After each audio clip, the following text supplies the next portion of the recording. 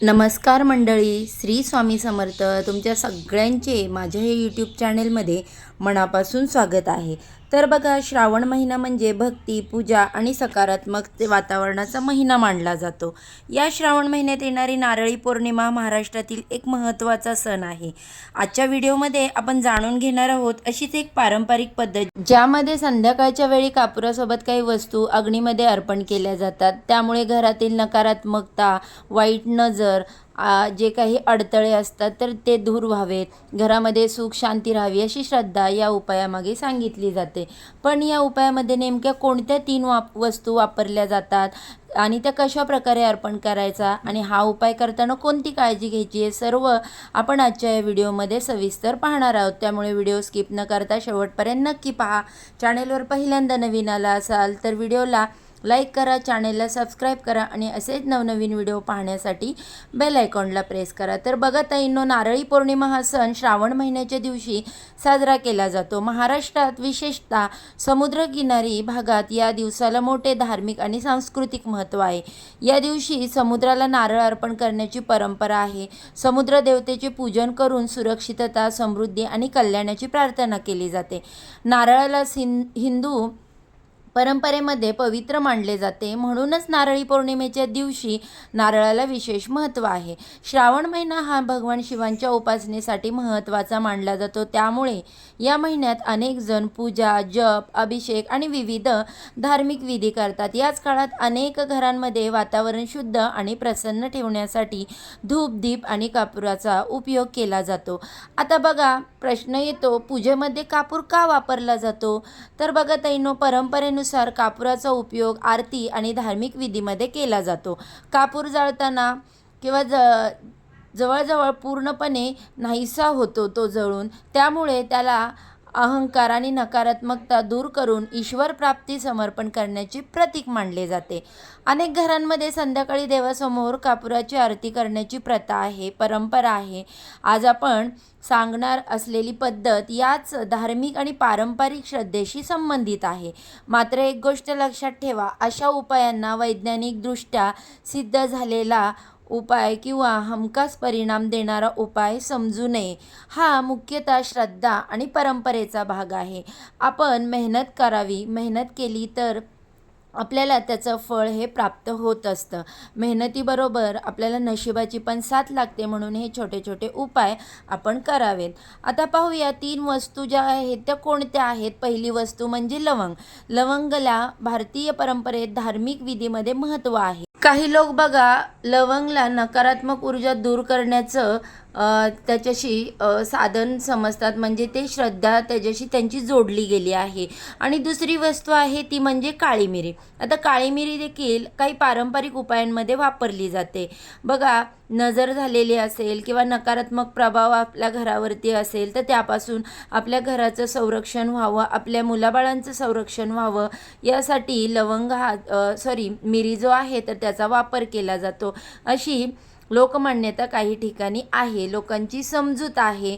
तर त्याच्यामुळे काळी मिरी देखील वापरली जाते. आणि तिसरी वस्तू म्हणजे तमालपत्र. आता तमालपत्र म्हणजे तेजपत्ता आपण त्याला म्हणतो, जो आपण जेवणामध्ये वापरतो. तो पूजाविधी आणि पारंपरिक उपायांनी त्याचा वापर काही भागात केला जातो. म्हणून कापुरासोबत आपल्याला संध्याकाळी लवंग, काळी मिरी आणि तमालपत्री यांचा वापर पारंपरिक पद्धतीने करायचा आहे. मग पुन्हा एकदा सांगते, त्यामुळे नजर किंवा नकारात्मकता निश्चितच दूर होते, असा वैज्ञानिक पुरावा नाही.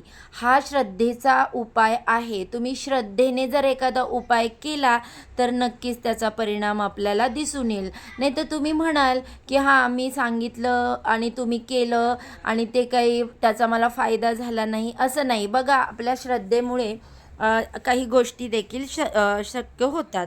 तर बघा ताईंनो, आता पारंपरिक उपाय कसा केला जातो ते आपण पाहूया. सर्वप्रथम घरातील देवघर स्वच्छ करून घ्या.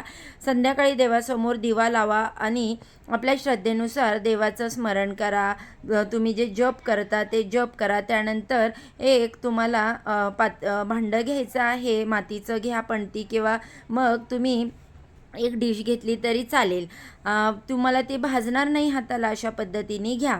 त्यामध्ये थोडासा कापूर ठेवा. त्याचसोबत 2 लवंगा थोडी काळी मिरी आणि तमालपत्र्याचा एक छोटासा जो तुकडा आहे पान असतं तर ते ठेवायचं. त्यानंतर कापूर प्रज्वलित करायचा.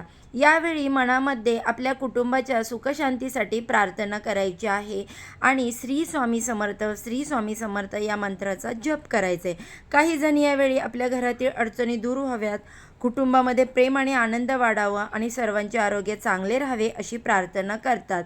तर मुख्य महत्त्व आहे ते मनातील सकारात्मक विचार आणि श्रद्धेला.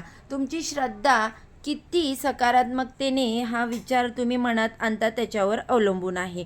उपाय करताना अजिबात घाई करू नका आणि सर्वात महत्त्वाचे म्हणजे अग्नीशी संबंधित कोणतीही कृती म्हणजेच काम करताना तुम्हाला अगदी काळजी घ्यायची आहे. लहान मुलं तुमच्या जवळपास असू नये, पडदे वगैरे असतात, कागद असतात किंवा काही अशा प्लॅस्टिकच्या वस्तू असतात ज्यापासून हे भांडं जरा दूरच ठेवायचं. आता हे भांड्यामध्ये सगळ्या या गोष्टी प्रज्वलित केल्यानंतर घरात जास्त धूर होणार नाही याची पण काळजी घ्या, कारण काही लोकांना त्याची ॲलर्जी पण असते. तर आता हे जाळल्यानंतर हा सगळा जो धूर आहे तो आपल्याला आपल्या घरामध्ये प्रत्येक कोपऱ्यामध्ये जाईल अशा पद्धतीने फिरवायचा आहे. तर बघा ताईंनो, केवळ कोणताही धार्मिक उपाय करण्यासाठी, घराचे वातावरण चांगले ठेवण्यासाठी काही साध्या गोष्टी नियमितपणे करणे खूप महत्त्वाचे आहे. सर्वप्रथम घर स्वच्छ करा, हवेशीर ठेवा. सकाळी किंवा संध्याकाळी काही वेळा देवाचे नामस्मरण, प्रार्थना करा. घरातील व्यक्तींशी प्रेमाने व आदराने वागा.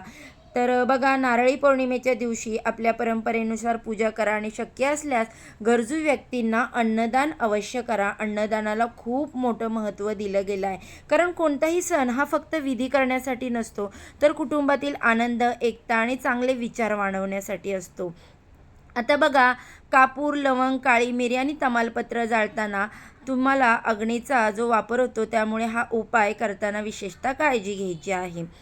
तर आता आपण जी काही व्हिडिओमध्ये मी तुमच्यासोबत माहिती शेअर केली तर ती तुम्हाला आवडली का? तर आवडली असेल तर बघा, आज आपण जी काही नारळी पौर्णिमेच्या दिवशी संध्याकाळी कापुरासोबत लवंग, काळी मिरी आणि तमालपत्र अर्पण करण्याची पारंपरिक पद्धत काही ठिकाणी पाळली जाते, तर ती कशा पद्धतीने पाळायची यामागचे नकारात्मकता आणि नजर दूर करण्यासाठी जी श्रद्धा सांगितली जाते, वैज्ञानिक जी काही दृष्टिकोन असतात याबद्दलची सगळी माहिती घेतली. तसेच श्रावणातील हे पवित्र दिवस आपल्या मनामध्ये श्रद्धा, सकारात्मकता आणि चांगले विचार निर्माण करण्यासाठी हे आपण मान्य केलं पाहिजे की आपली जी श्रद्धा आहे ती मनापासून कोणताही उपाय करण्यासाठी मन तयार केलं पाहिजे, तरच आपल्याला केलेल्या कोणत्याही उपायाचं पुण्यफल जे आहे तर ते प्राप्त होत असतं.